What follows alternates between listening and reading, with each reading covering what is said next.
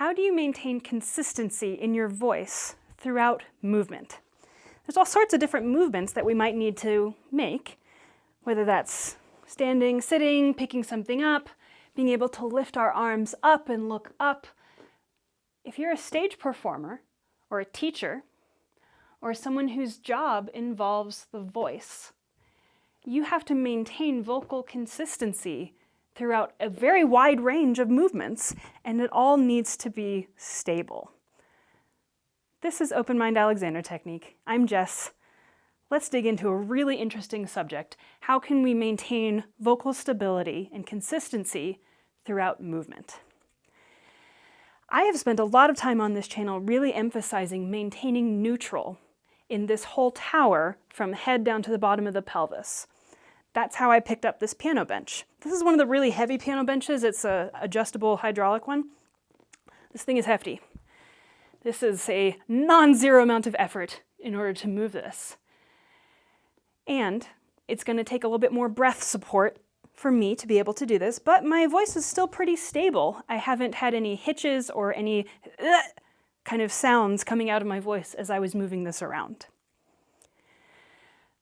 What happens when I need to leave neutral? I'm going to be pretty deliberate about when I do that.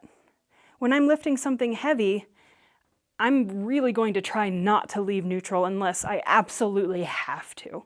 There might be some ways I can kind of cheat that a little bit so that I might look to an audience like I am doing a more extreme movement than I really am. And that can be a really useful mechanical subject to dive into for stage performers, such as if I want to look like I'm struggling with this, but I still need my voice to be consistent while I do that. For example, opera singers who have fully staged productions and need to be doing fully supported voice that whole time. And if you're trying to mime struggling with this, I've just left neutral by bending in my spine.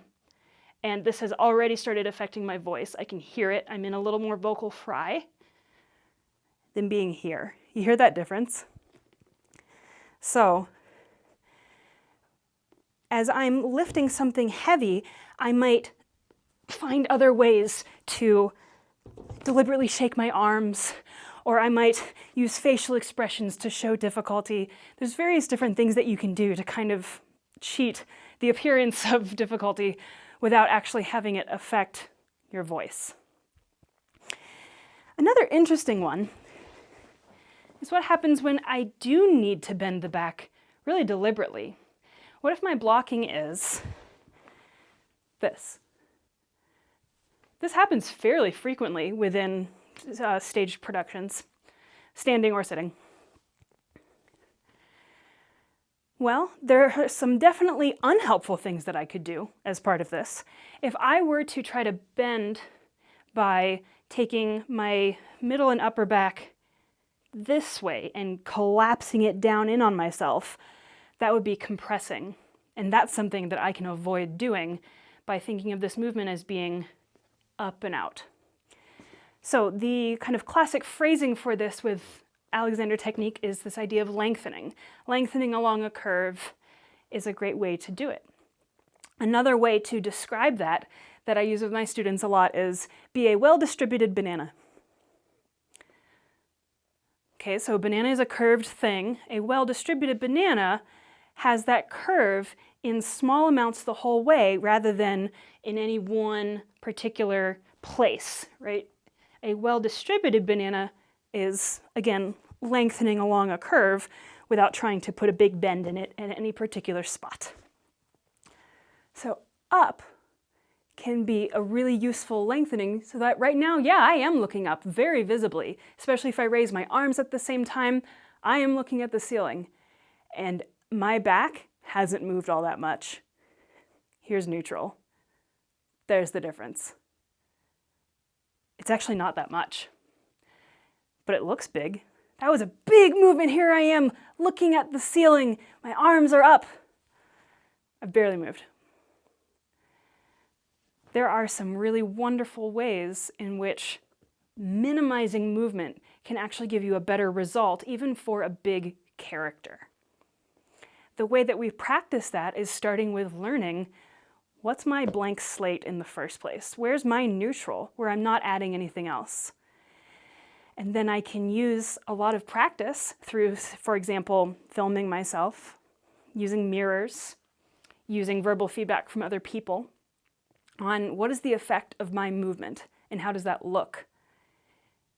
And can I find a relationship between how I'm moving and how my voice sounds? And can I get both of those to match up in a way that is helpful for the type of performance that I need to be able to do? So, even for some of our big movements, right? If we're talking about like musical theater and we're dancing, we're moving around a lot all the time and we have big things going on, right? That was a big movement and now this is a very dynamic pose. Here's neutral. Here's where I just went. Minimal movement. It's not very different. And I didn't shrug in order to do the arm lift there because that's going to impact my voice and my neck. I just brought the arms up.